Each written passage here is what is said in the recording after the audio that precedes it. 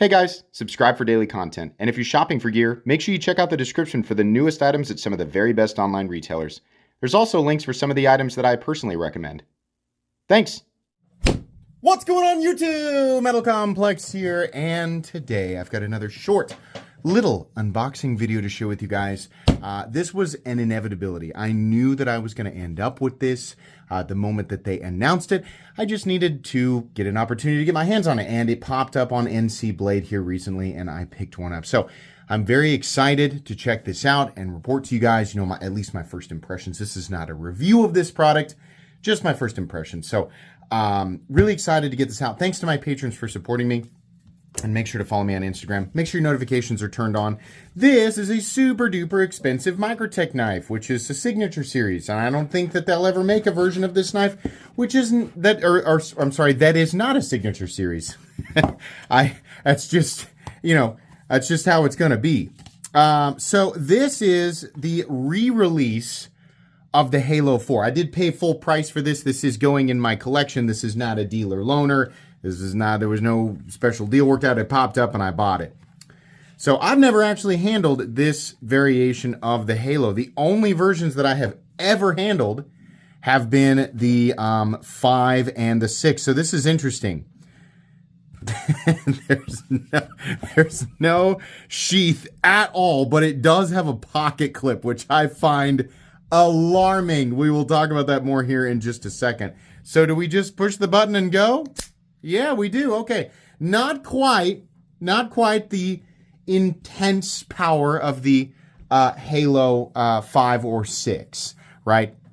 We're going to talk more about that, but you push the button and then it looks like you just pull back and reload it. Let's fire it again here. Yeah, so pretty darn good power. I mean, like, it's got good power. I wouldn't want to have my hand in front of it, that's for sure. But it is not the mule kick that is the previous to the larger ones. So it is kind of neat that you can actually carry it. The truth is I don't know that I would. I mean, like, if I set this down here, we'll experiment. I'm going to set this down, button down on the table, and I'm just going to push really hard. I felt the button depress though. No, it goes in quite a ways before it fires. So I don't think I can get this to deploy. Like, here's the thing. The button is not completely, recessed into the frame. But the amount, the distance it has to go under the scale, I'll hold on to it and just show you. Push, push, push, push, push, push, push, push. We are now under flush. We're still going, we're still going, we're still going, we're still going. Now it fires. So, yeah. Up against your leg, is it going to fire? Almost certainly not. Still, right? Like, again, I'm going to push down. I can't get it to fire like that, right? An object getting caught between the button and your leg and it depressing, perhaps. Very unlikely scenario. But I'm not sure that I'm in a, I'm not sure that I'm like, oh yeah, that feels good enough to carry. I don't know. Feels like an accident waiting to happen. How about up against their other recent release, which is the, I keep wanting to call it the Venom or the Venom Tech. It's the Nemesis 4, right? That actually feels like it fires a little harder. I don't know. It might be in my head here. Let's do them both. Let's do them both back to back. So I do own both of these now. Firing this one here and this one at the same time. They feel pretty similar. The blade on this guy is more narrow and I don't think quite as robust as this guy. So pretty darn similar, honestly. The more I fire it, the more I feel like this one has more recoil, but I'm not sure if the firing power is any different, right? They both look super duper cool, and I honestly would never carry either of them. I just think that they're awesome collector's pieces. So yeah, this is M390 MK. There was something else here that I wanted to mention or point out, but I lost track of it as soon as I fired it. This has, the little liner or tab thing that you have to release. And then this one just releases, right? This has a safety. This one doesn't. Bizarre decision honestly. This has a safety and no pocket clip. This has a pocket clip and no safety. I don't understand, right? Maybe the safety would have thrown off the aesthetic, right? A lot of people say, well, I have a safety. What's the purpose, right? It's just going to slow you down. I don't know. That sort of lends to the idea that tactical speed is the nature of the game here, which I've always made fun of, because the truth is that any manual knife fires essentially just as fast as any spring-loaded knife. And I've also argued that while tactical speed and the idea of this being used as an offensive or defensive weapon is certainly great for marketing, realistically, I think OTFs in general are more so items of convenience. And in this case, in the case of a single action, absolutely the product of cool factor. I mean, like, they're selling you cool factor here, right? They're not selling you something that will it poke you? Yes. I swear to God, every time I bring up this topic, there's always at least one completely dense person who aggressively and intentionally misunderstands what I am saying, so that they can go down into the comments and argue. If you put your hand in front of this and fire it, it will hurt. It'll go in about 1/4 of an inch, right? Will the blade pass through your hand completely and lock out like they do in certain movies, right? That's very different.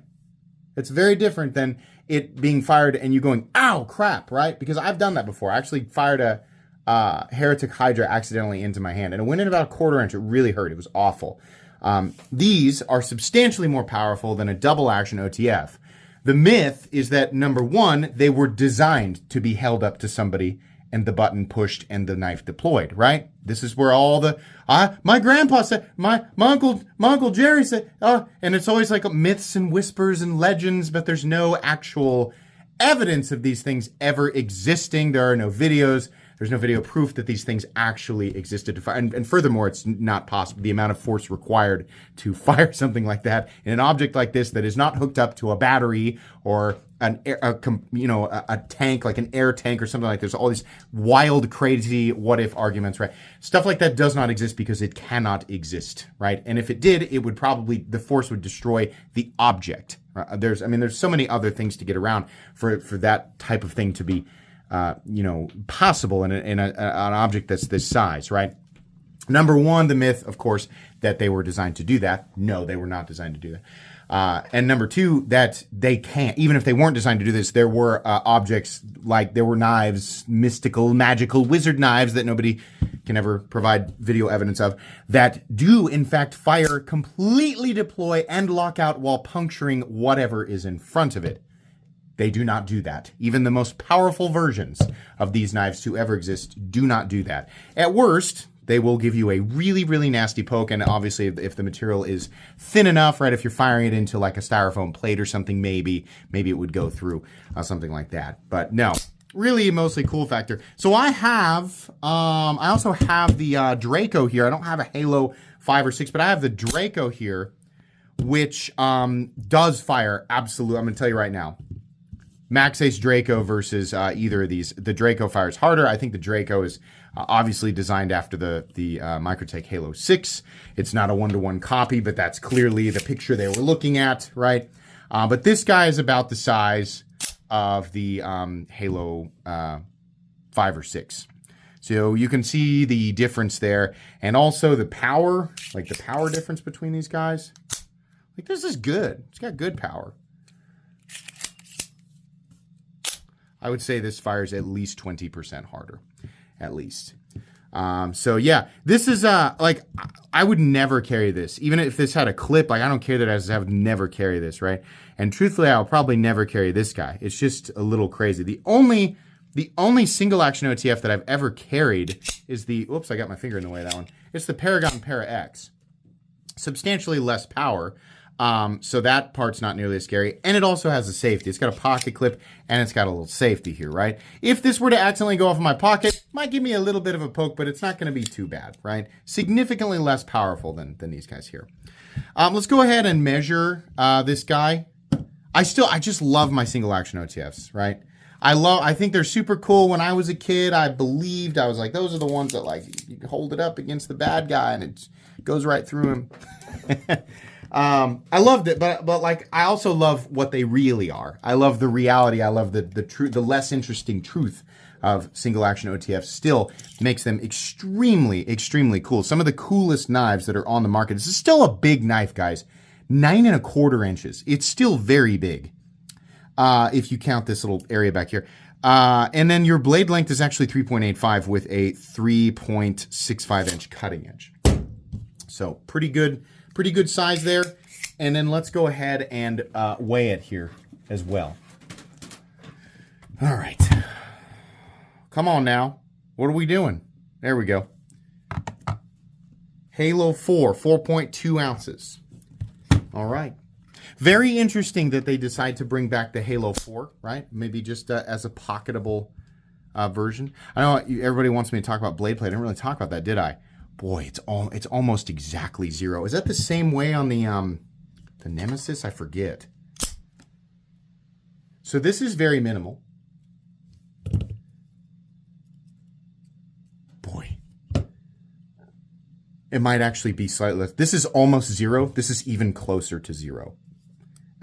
This is not, to my knowledge, a ZBP system. It is not designed to have a ZBP system, right? It's called the Halo V, Halo IV, not the Halo IV ZBP or ZBT, whichever, that last letter is now, because I know they changed it from one to the other. No, it was not designed that. So this is just the mechanism, or the locking mechanism that holds that out. No bounce back either. I think that's the thing that I wanted to talk about. Something that was really, that was very disappointing about the Draco. Now it's since, for the most part, cleared this issue. But a lot of single action OTFs like the Heretic Hydra, the newest one, like have bounce back where they actually hit and bounce back, right? Which is evidence of exactly the problem of there realistically being an OTF that was powerful enough to, puncture whatever was in front of it. Even at this power, even at this far, far lower power with some of the most powerful ones, they still have functional issues sometimes because the force, right? They hit and then they bounce back and that lock can't engage. And that was the issue with the Draco initially and the Heretic Hydra that I recently handled. Not with this guy so far, and not once with this guy. I've fired this guy probably 250 times, not once. So I think Microtech did a pretty good job with these. I'm a little disappointed that they did the T6 screws. That's kind of poopy. Big old screw here on the pocket clip, right? I guess if you were gonna carry it, it looks pretty carryable. I'm just not 100%. I don't know that I really trust that button, Maybe I'm worried about nothing. I'm just not sure that I trust it. Super cool though. Very happy I've got it in my collection. Is it worth the money? No, absolutely not. I'm a content creator, so I have a channel budget that I, hold back to buy these things so I can report to you guys. But if you're just, wondering, like, does this object feel like, I can't remember it was like $650 or $680. Oh my God, no way. Not even close. This does not feel that much more dramatic. Like, it doesn't feel that much more special than a standard Microtech. Same with the Nemesis here. Honestly, like, I don't know, $500, right? That is like maybe a little less than that, $450. It just does not feel like it's anything unbelievably spectacular. Maybe slightly more than the most, like, I know their Scarab is like $500, but I've always said all of these high-end USA made Microtech, knives, they're all like, $50 to $75 overpriced, right? So realistically, the Scarab probably should be closer to $400, and the Halo should probably cap out. They should have if this is the signature series, right? Okay, make a production one and just make the exact same thing and charge $500 for it, which still feels kind of high. That's what I think. It's really cool though, and if you're like a mega enthusiast, you're a mega Microtech person, and you have that money burning a hole in your pocket and nothing else to spend it on, I think you'll probably enjoy it. It's made very, very well. It's just not like up to the standards of, what I look for truly, like what I really think is the proper value in the $600 to $700 territory. But it's cool. So that's going to be about it today. Fun. You guys will definitely get a full review on this guy. Where did my card go? Is it gone? It's gone. Thanks for watching. If you enjoyed this video, leave a like if you'd like to check out my other content. I do, of course, have lots of videos of knives that are either expensive or inexpensive that I do or don't like, so check those out. And if you enjoy all my content, go ahead and click on that Metal Complex logo right there and subscribe because there's definitely more coming. Thanks again for watching, everybody, and have a great day.